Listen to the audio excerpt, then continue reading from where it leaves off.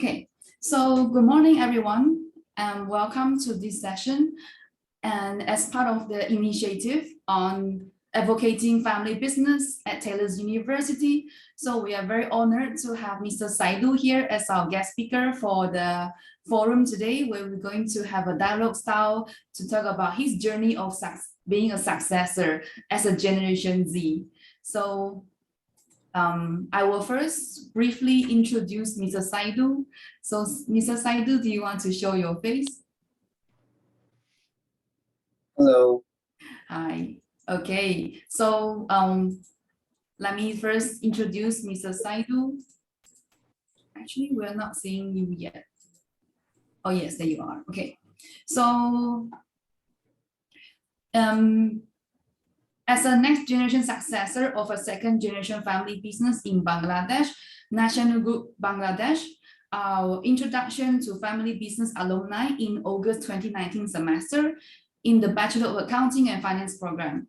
So Mr. Saidul has since then graduated from Taylor's University in 2020 and joined his father's business as a full-time director while pursuing a master in supply chain during the pandemic. So it was during the pandemic, Mr. Saidul became the managing director in 2021, succeeding his father while being guided by his father. So that is a short introduction to Mr. Saidul. And among the panel today, we have myself. So I'm Dr. Feranita here. I'm the director of Family Enterprise Centre. And then here are my team members. I have Dr. Thanuja and Dr. Tiva. Hi, so we are all from School of Management and Marketing at Taylor's University, Taylor's Business School. So we are very honored to have Mr. Saidul here. So today we'll be discussing about his journey. So I'll be back to you, Mr. Saidul. Can you please introduce yourself? Yeah, you introduced me about my background. I should introduce about my family business first, then maybe we can talk about my family business journey. So can I share my screen?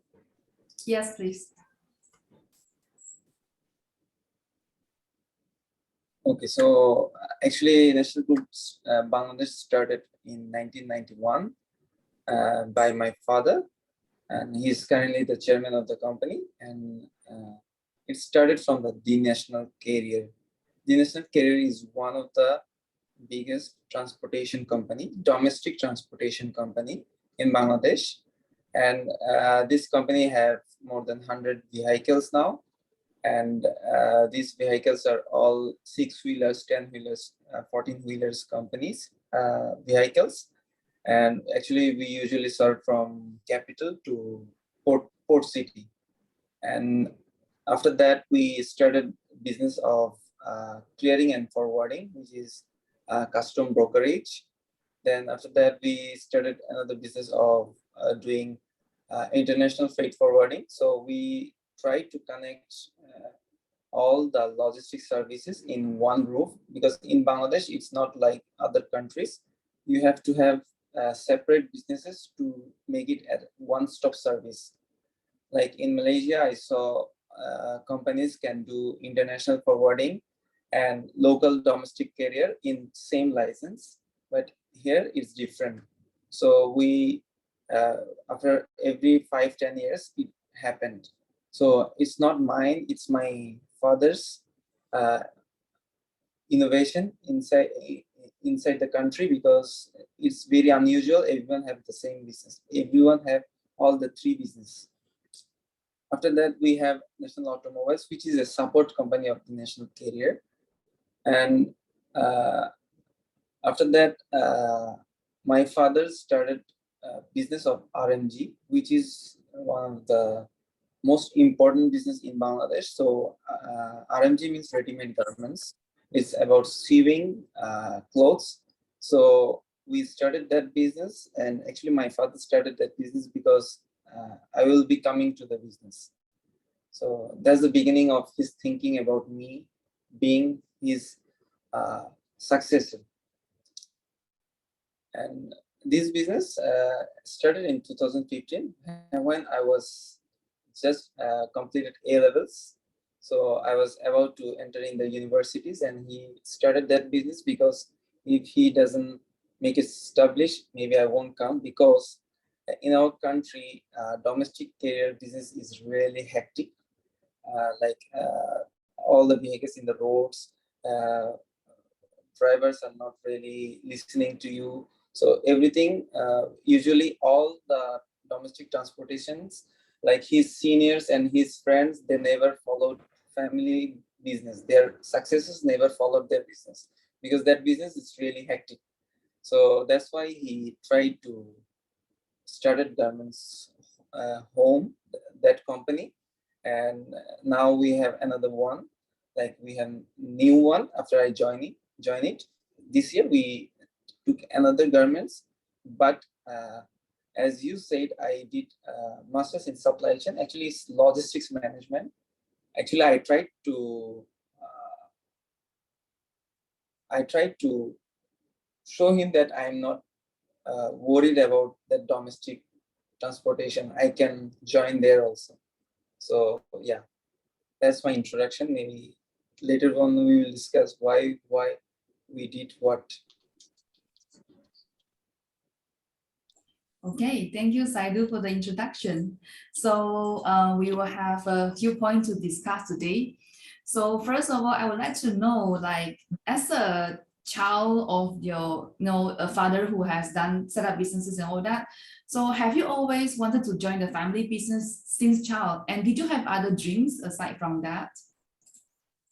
Okay, so when I was student in school, my hobby was to be an engineer. I want to be an engineer, and it was always mechanical engineer because I want to build trucks and cars engines. I wanted to build those things, and I was studying a lot for that. But when I was done with A levels, in our country, public universities and private universities have different scenario. So I couldn't get into the public universities. Then I was thinking, okay, I should go for the private one. But later, my family had a meeting. All of them had a meeting, and they were like, even if you become the engineer, you will have to do the business because you are the eldest son of your father. Your father doesn't have any brother, and my mom's brothers are there already in the business. But according to them, like they are also saying that we can take over all the whole business, so you have to join. And I was like, yeah, even if I was about to be an engineer, yeah, I will do business. I did not think about family business, but yes, I want to be the businessman. I want to be an engineer, then businessman. Then they were like, then why you want to do in private one? Just do study in BBA, like in our country, it's Bachelor of Business Administration, and start studying Chartered Institute of Management Accountancy, which is cost accounting, because cost accountancy is really good in business perspective. So I started studying both. That time I was being told, and I was really prepared that I can't be an entrepreneur, but I have to join the family business. So I wanted to be an entrepreneur, but yeah, I had to join because it's tough to join in a running train rather than starting from beginning. But that have a struggle here. I have to face some difficulties. So both are same, both are different level, but still I'm happy with it also. Yeah. So, but now I'm entrepreneur also. That's different. Yeah. You're entrepreneur also now? In what way? Yeah.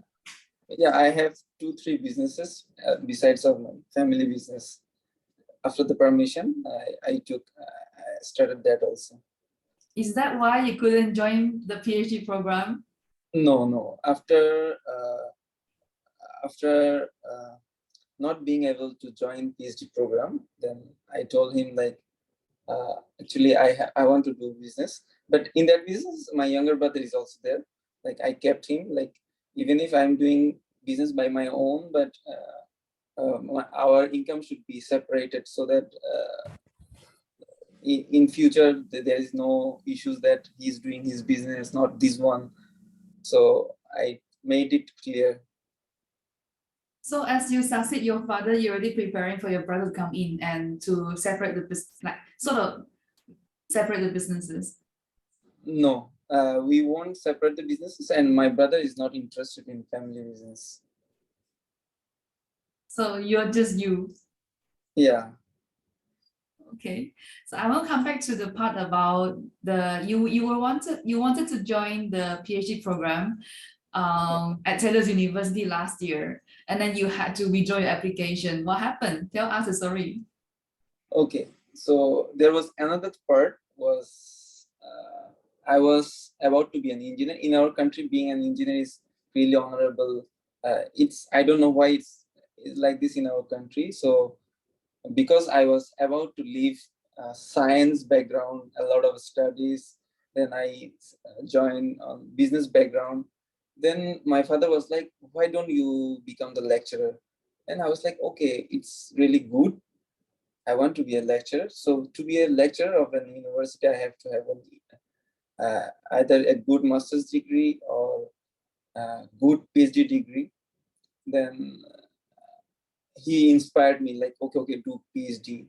But because of pandemic, I came here and my master's was online. So I joined the business. But after the master's, immediately I applied to you, and it was approved and everything was okay. I was about to come. But later on, my father was thinking, this guy supported me during COVID 2 years. Now, how if he goes, what will happen? Because he already got used to me.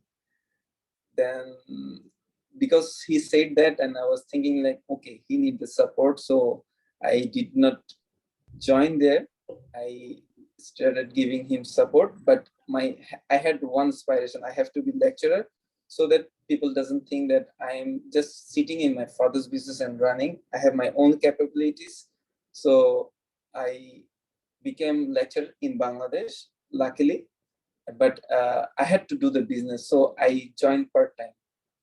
So I followed that also, this also, and I couldn't join PhD. And my father is always says like I didn't join PhD, like I make fun of it.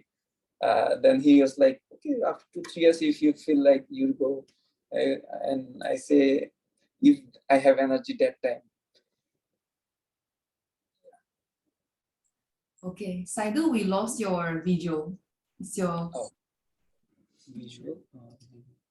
Yes, we can see you again now. Great. Okay, so you kind of had to, for the love of your father, to join the business and you couldn't pursue the PhD. Yeah. Okay. So I was just wondering, so when you joined, I know that before when you were studying undergraduate, you have been always like a part-time director helping out your father in the business. And then during the pandemic, when you joined National Group Bangladesh as officially as the next generation successor. So Yeah. what were the emotions that you felt at that time when you officially joined the company? So business was really good before pandemic. I was in the call, he was opening this business, that business, everything was good. I came to Bangladesh. It was the last flight was my flight to Bangladesh before pandemic. So I went there. First, no one knew that it was going to be so bad. I joined there. I came to my home. 1 2 months lockdown, relaxed. But after that, okay, we can't do relaxation. We have bank liabilities and everything. We have to run the business, and logistics business is not closed. And we have 1,100 employees. Everyone have to come to work, but we didn't go to office for 2 months, and everyone was working from home. But our business size is not like that you can work from home and it is happening, because drivers have to drive, uh, garments workers have to CV. So we started going there. So I did not have any emotional feeling that I'm going to this or that. I was focusing that I have to go to office, I have to motivate them, and we have to earn money now, because or else we will be bankrupt if we don't pay bank loans and everything, because you have 6 months of installments. If you don't give 6 months, then you will be bankrupt also. So we have to maintain that. So we were focusing, and that's the thing my father was having support from me, because all the emails with our customers, like regarding financial matters, regarding contracts, we were renewing contracts. So he was getting it from me, like because my father is not really good in computer. So usually he's onto the employees. He used to say after 6-7 hours they made it, then he read it. But here he is getting it from me within 30 minutes, 40 minutes. So actually I was enjoying it, because I have a lot of work to do. I don't have time. I used to go to office at 9, and I used to come at 9 at night.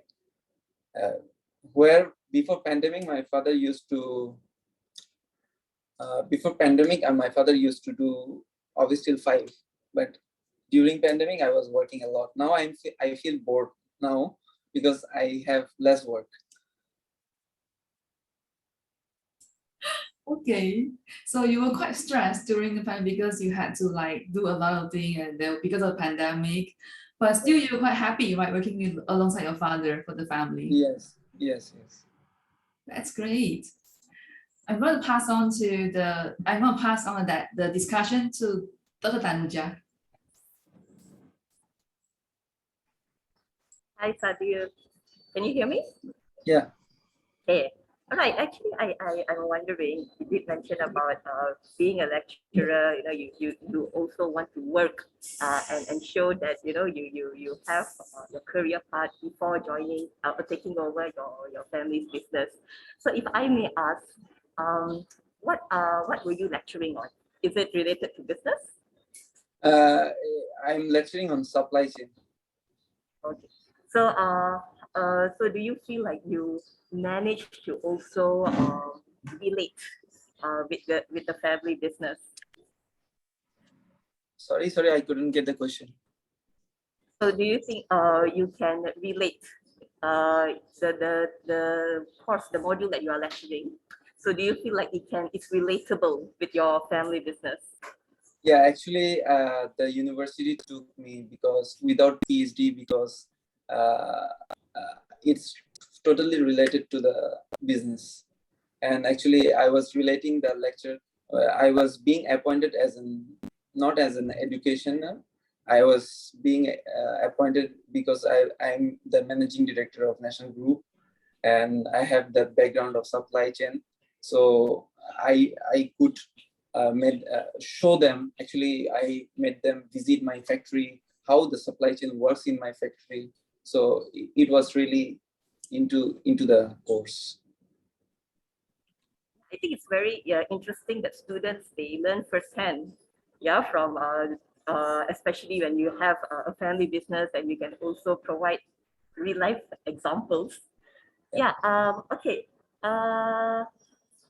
I'm actually interested in knowing, when you have the family business, is it something that you know that you will eventually take over, or is it something that your family discuss?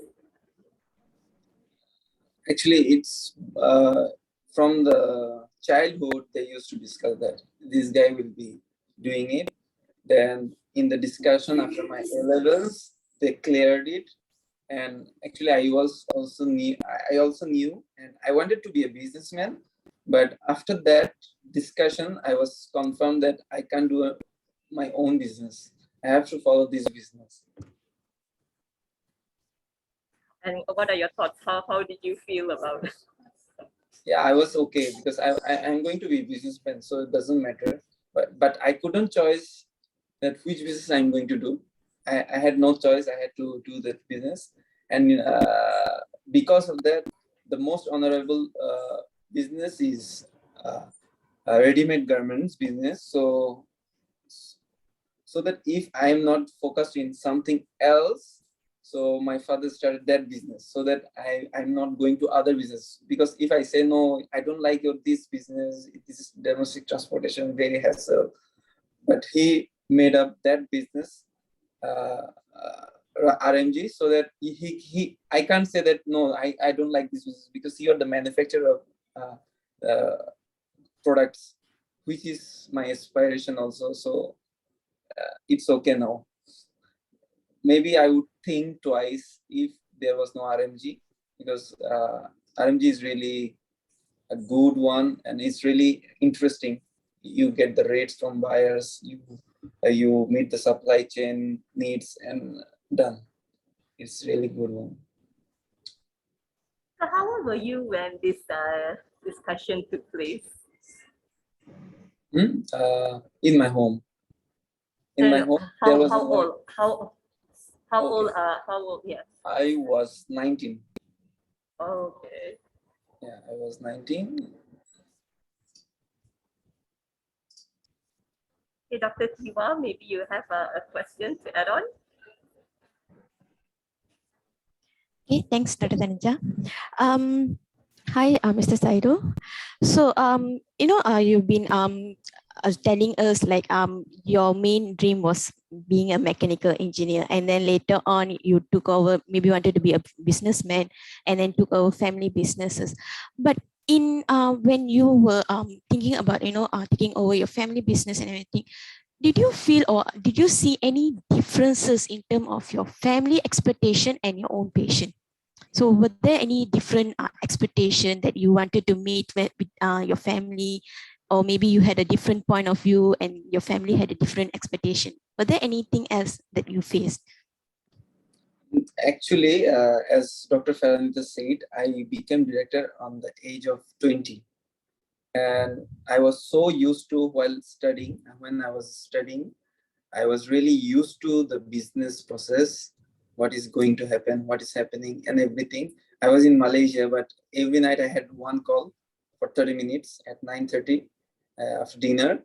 I had one call, what's happening in the business and in the family, both.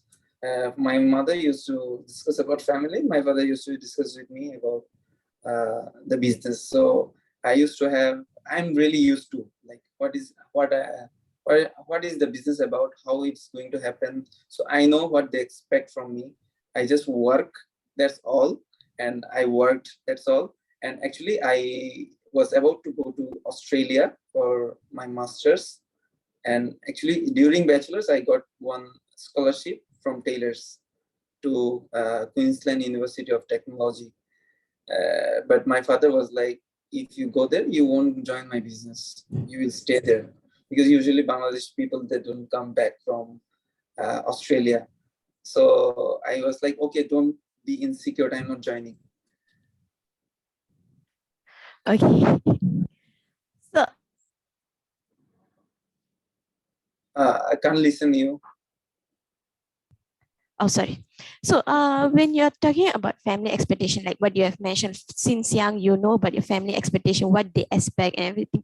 So always there is a family values that play a big important role in a family businesses. So do you think these family values is very important for the success, or what are the values that you have learned that you have applied in your business or you are applying right now? Okay, so our family business, actually for living a life, you need some limited amount of money. So why we are expanding the business? There is no use of expanding business because we don't need that much money. We don't need that much liability, that much stress in brain. When we expand business, that means we have to take bank loans to expand the business or someone else's investment, and we are responsible for that business.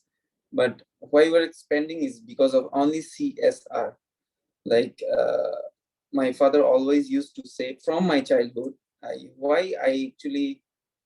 am actually following him because he used to say that all my employees, they are eating because like their family is eating because they're working under my mind. If I'm not there, maybe some of them will be jobless and all. So one of the thing is that part, but the most important part is CSR. Like 20% of our income goes to social works, and which I want to make it to 30-40% in future. When our bank liabilities are more in control, then we will be on into more CSR, because whatever we are earning, we are not earning for our own. So this is the main value that we have been driven. And yeah, we are earning for doing social work. That's all. Because our life, we have our home, we have our cars, we have everything. Nothing. We don't live any lavish life. So we are earning for CSR only. So this is the only thing that inspired me to follow him. Yeah, that's good. So making a lot of CSR, and I hope you will increase on your the 30%, 40% you have mentioned. So what I'm thinking is in terms of this, you are mentioning that this value of CSR providing to your staff and everything. So when you were initially appointed, maybe as a new next gen, I think one of the biggest challenge that I've read articles or any next gen, they talk about the term of earning respect from others, because you are the newly appointed and you need to earn the respect from the others. And obviously, some people might think you are there because of your family business or because of your dad. And like what you have mentioned earlier, you need to work from night until night. So that means you're working 3 or 5 times harder. But there's always spotlight on you to see whether you are doing it right and everything. So in your experience, how did you earn this respect from either from your family or your peers or even from your staff? Okay, when I was a student, I used to give strategical decisions when I was in the office. Like I used to visit Bangladesh 1 month. I used to go at least 2 days in a week. During that time, I used to go with my father, like, what's happening? I just sit beside him and I used to take decisions. Then everyone was like, okay, this guy is going to be our boss soon. But I look really small. Like I don't look like an MD in front of them. So it was the only matter that I was worried about. Like, are they going to listen to me? But after being the lecturer, now they don't think that I'm not incapable or anything. So now they're like, okay, this guy has something. We have to listen to him. And in between, in the middle time, like last in 2021, because I was working really hard and I'm doing the work within 30 to 40 minutes, which my employee is doing in 5-6 hours. My manager used to come to me and say, like, can you please help me in this? Can you please help me in that? So I earn the respect by time. So yeah, that's the thing. Okay, yeah, that's good. So I think they have seen the respect or maybe earn your trust in terms of, you know how to manage. And now you have a aim, like you're lecturing, and also you are like, showing an expertise in the field. So they have the trust in you. So learning from this, your own experience in terms of you taking over your family businesses and then earning the respect. So what would you advise for other business owners who want to in terms of engaging their next gen? So it's not an easy process. So what would your advice would be, or maybe 1 or 2 points, what would you advise? The very important thing is while doing decision making in family, they should give scope to the successor that you are important in the family. Whatever you are saying is important in the family, or else they won't come inside the business also, because he will think that in the family there is no respect of mine. How I will get respect in my family from my father or from my uncle, right? So they have to have it from the beginning, from the childhood time, like from after teenage, maybe not maybe in teenage. After teenage, they will be trained that, yeah, you are important in the family. We are listening to you. So that's one thing. Another thing is in business, you can press them that calm, but maybe you should talk before the business that this is what happening in our business. This is what happening in our business. So actually, I was really used to it. Like I was doing business from when I was in tailors, but in my mind, like I'm really into the business. So actually they should feel that also. And actually, when I was in tailors, I told them like I want to do job outside 2 years so that I learn something else. And it's really important for to be that, because how to be an employee rather than employer, it's also important. We should know that. Without that, actually, children might be not knowing what is going outside the country, outside the company. So they should get chance, but while doing that, they should know what's happening in the business, or else maybe he will be interested in doing job, not in business. Okay, yes, thank you. So that's all for me, Dr. Farah. Yeah, I have a bit of more discussion points. So I was wondering, like how old were, like your father has started a discussion since you were young, like this is the family business, you're expected to join. So since how old were you? Do you 19. remember? 19. Yeah. Only 19, then he started to tell you Yeah. that you're expected. But before that, did you used to visit the factory or the office? Yeah. I used to go there. It's like a park to me. I used to go there. I sit there. What's happening there? Even before that, when I was in college, I used to make logo of the company. Should be this, and I used to sit with the website company. Please make this point, remove. So I used to do that from before that also. How old were you? Like, do you remember that first time that you go to the office? How old were you? Maybe 3-4 years.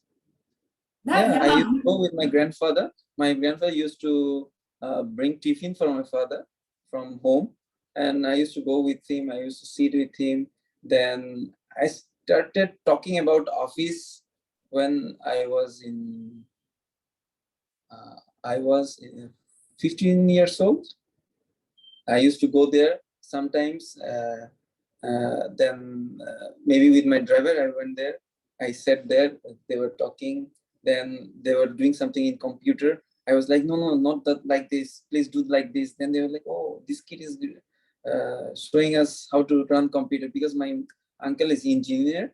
He's from University of Malaya, so he used to show me how to run computer and everything. So I used to show there in the office that please do that, do that, do that. Then they were like, okay, this kid is doing something, like have something from childhood. So you were 19 and then your father started to tell you that the family business, I expect you to join and all that. But did he say that he's really expecting you, or he says that, but you still have the freedom to do other things, or he's like, no, I want you to join the business? He told me that if you want to do, like if you don't even want to join company, but you have to do a job, right? So you go for it. He never told me that you have to join. He's like, eventually you have to deal with the business. He's not saying you have to join, but there is no other option, because suppose my father suddenly after 10 years, not now, after at the age of, he's now at 51, at the age of 60, he's like, I'm retiring. Now you have to come. I don't have any option that time. Rather than I chose to be trained with him so that it's not difficult for me. Okay.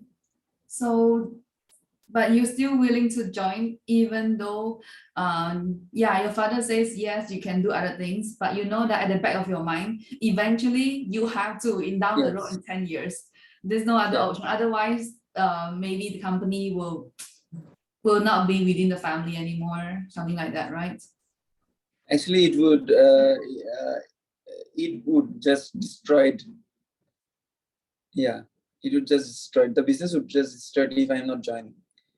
Maybe after he said I'm not going to do the business, then maybe what I would do, that I would sell the vehicles. I would sell this, I would sell that, and I would just do my own job. So if you don't join the business, then eventually the family business will be sold off. Yeah, because there is no more than 30-40 people from my family, like relatives, are inside the company. Even there are directors also, but none of them have more than 10% share now. Previously, there was one company who had 50%. Maybe that business would run, but that business is also now off. So 10%. So 10%, with 10%, they won't run the business. And remember just now you mentioned also that you had the obligation, you feel that the employees also, you need to feed them, they have families and all that. See, Yeah. that's one of the reasons that you feel like. Yeah, I should join. Why I would, yeah, why I would stop 1100 family. And now I'm thinking I should make it to 3,000-4,000 at least. 3,000 to 4,000 employees. Yeah. Currently, you have how many employees? Actually, it's 1,200 something. 1,200 something. And you wish to expand to 3,000 to 4,000 employees. Yes. Wow. The aspiration is because you want to provide more job opportunities? Yes, that's the only thing, because the life I'm living, I don't have to earn more. So that's the only thing. Wow. And actually, before joining as full-time director, I opened my own foundation. I'm working there, and that foundation, I don't involve my father. Like I'm doing it from my own side. Then when I will take over the company as a whole, then I will involve my company. You want to tell us about your foundation, the CSR activities that your father and you are doing?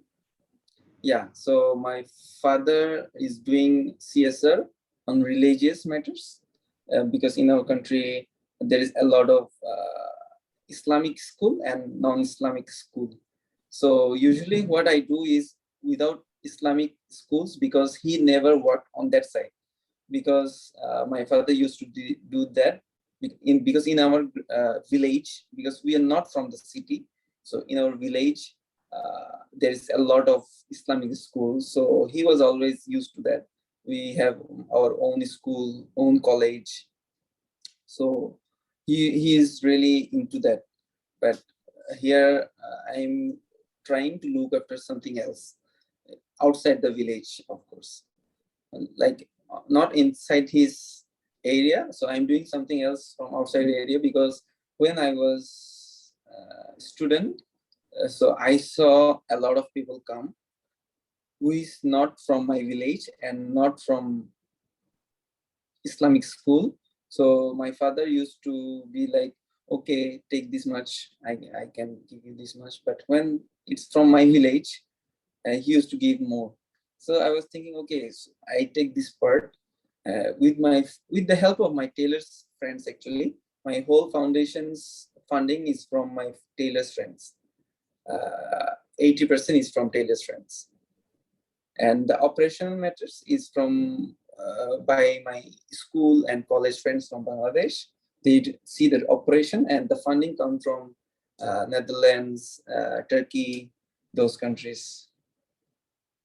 Wow, that's amazing. So your foundation covers people who were not covered by your father. Yes. What activities do you do in your foundation? In my foundation, we had 20 projects in the last 2 years since then, and we make tube wells, water wells, in the rural areas. Rural area means you have to walk 30 minutes at least to those areas. And then we, in every Ramadan and winter, we give foods and clothes, foods for 10 days at least to the families. And besides of that, we had one really our best project, which is COVID-19 testing. We had a vehicle which used to go to 6 places in 6 days in a week inside the city, because our city had very less capacity to test COVID. So we used to do that without any charge. So we used to save 200 ringgit for each person, and we served more than 50,000 people. So, and we were being showed in more than 30 national channels, and it has accumulated view of more than 100 million. So people really know about our foundation and everything. We did because it was really innovative, and it was really helping the society. And yeah, it was a costly one, but yeah, my tailor's friend supported me.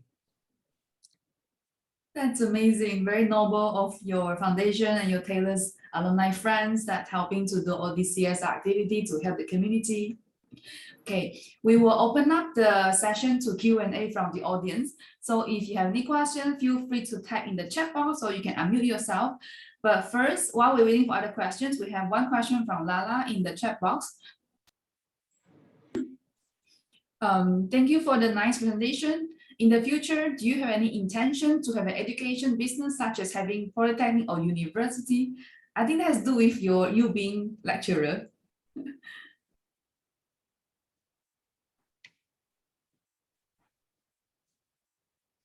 I think Saidul's device is frozen.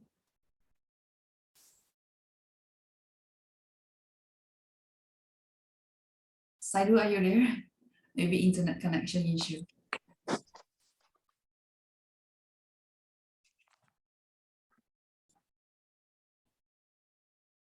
Meanwhile, audience, if you have a question, please feel free to ask in the chat box, or you can unmute yourself. We'll be happy to discuss your queries. I think Saidul has connection issue.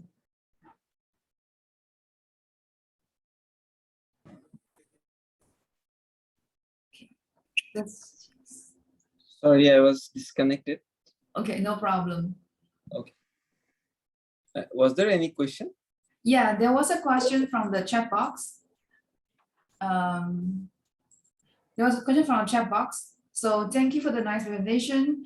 In the future, do you have any intention to have education business, such as having polytechnic or university?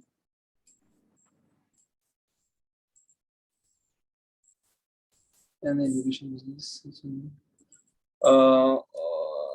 I don't have any such plan, but I don't know, because I'm a businessman. Anything can happen. Like I might have one plan to do business, maybe. Actually, yeah, my foundation is looking for opening a polytechnic, but it's not a business. It will be free for people. So it's my target after 5 years. After 5 years, I will work for that, because I have to focus on business now. So I can run a polytechnic institute in my country to train people, needy people, half literate people in that polytechnic. And for in terms of business, my other business that I'm saying I'm getting, I'm also an entrepreneur now. In that part, actually, my partners are doing academy, English academy. They teach people English, and it's a business, but they're my partners. So maybe some other day they will say, please be a partner with us. I might join them. Okay, Saidul is very entrepreneurial. Yeah. So far I know that you have English Academy and you're open to the idea if somebody asks you to partner. And so far your foundation is also providing free education to help people in need. Yeah. Wonderful. So before we proceed to end the session, any more questions from the audience that you would like to ask Mr. Saidul as a successor?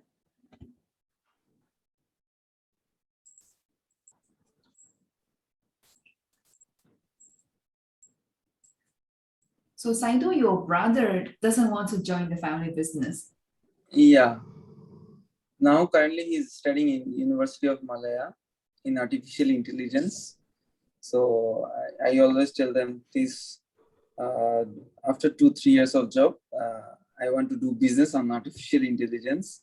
He's like, I will see, but he is not really into the business. He never talks about business. If there is business talks happening, he never talks.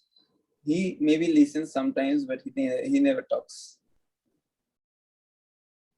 Okay, so he's not very interested.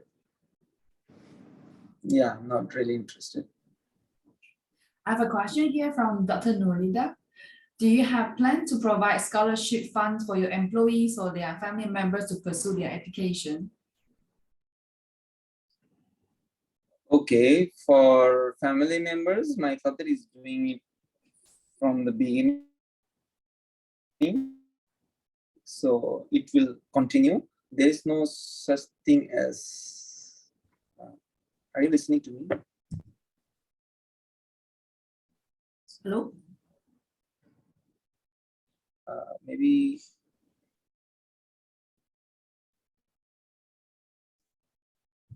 Are you listening to me? Yes. Are you having internet issue?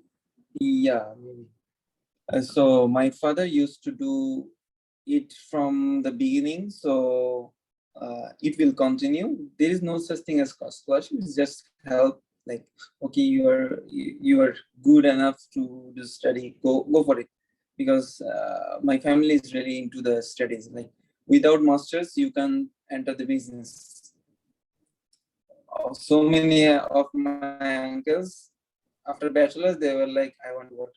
And then he was like, no, you can work part-time while doing masters, or else I'm not getting into you. So it's really important. And for my employees, those employees who are really needy and really good, actually, secretly, we do it for them.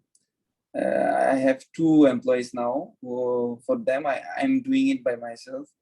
Only my father knows that I'm doing it because they are good.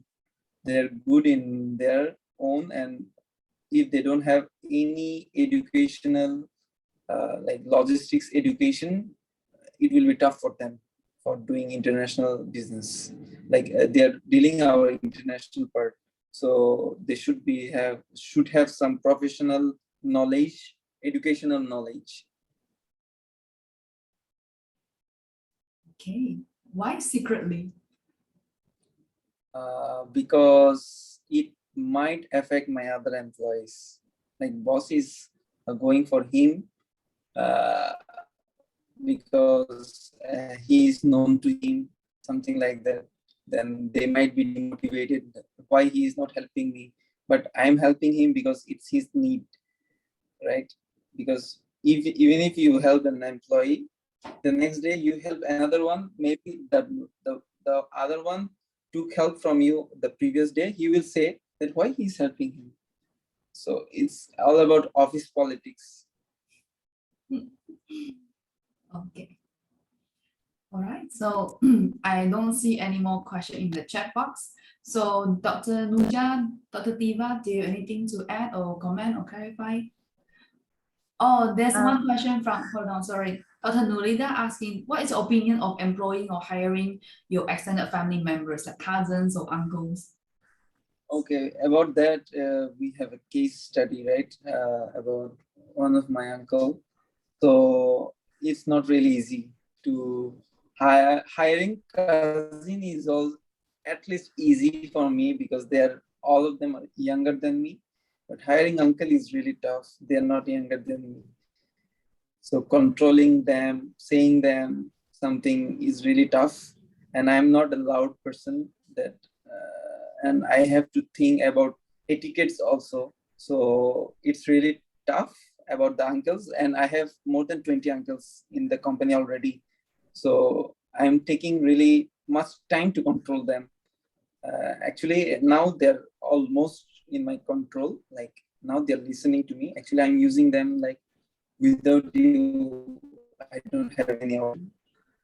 Please help me in this. So I'm going on that part instead of ordering them. Like, please be my spy. Please help me in that part. Please do that.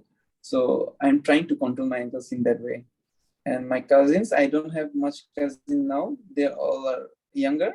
And actually, like my father, though I don't like to work together, but I have to look after them like my father did.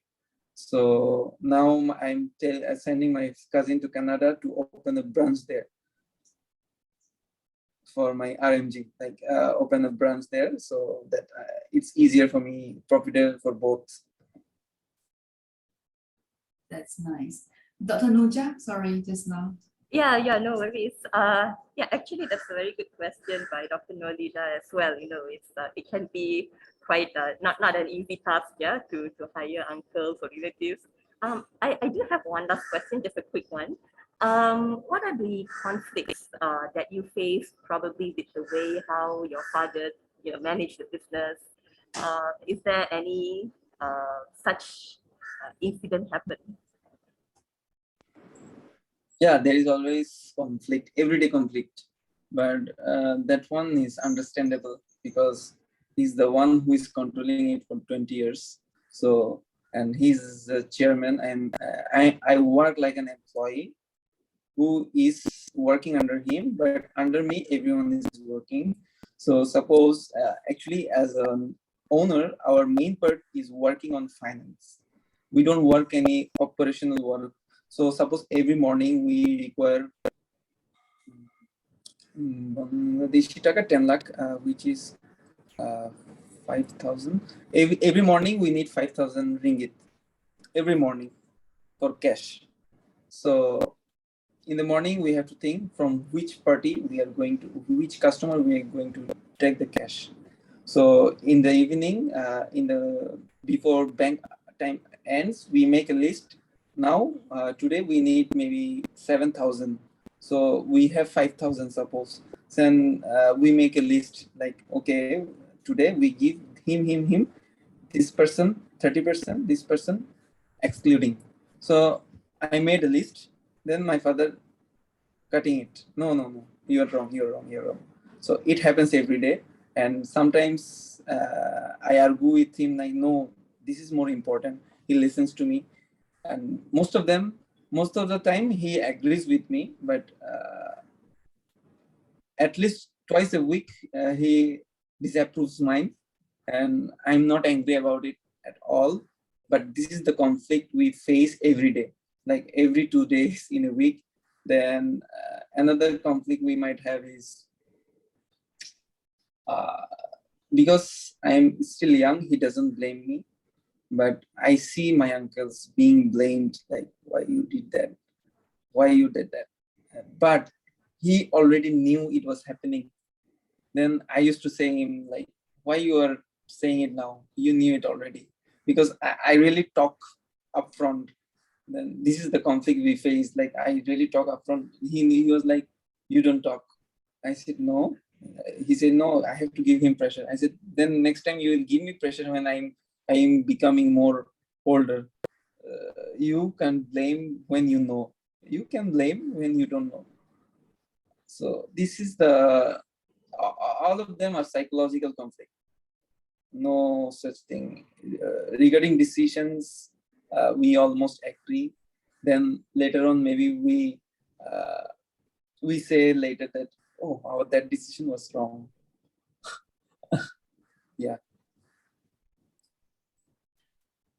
Okay, thank you so much. Yeah, I think when it comes to conflict, it's unavoidable. And one good thing about your father is he is aware, right? He's aware that you are young, that you are learning, mistakes bound to happen. Thank you so much for that sharing. Okay, Dr. Farah, back to you. Okay, well, thank you, Dr. Thanuja. So time is up. So I would like to thank very much to Mr. Saidul for your generous time in sharing your experience with the audience here. Thanks to my team, Dr. Thanuja, Dr. Tiva, and thanks to all the audiences for being here. I hope you get some insights about the succession in family business. So thank you again. Bye. Thank you, Saidul. Thank you for calling me here, and thank you everyone for coming here. And I never thought I would be talking in Taylor's, but I talked today. Yeah, great. Thank you for giving me the chance also. Thank you. You are one of my proudest alumnus. Thank you. Yeah, you were born in 1995, being so young, and then you're already working alongside your father, and it's tough managing your uncles. Yeah, it's really tough. Okay, so good luck, and we will keep in touch. And then, so all the best in everything you do, Saidul. Thank you. Okay, thank you. I'm going to end the call now. Thank you all very much. Have a nice day ahead. Bye-bye. Bye.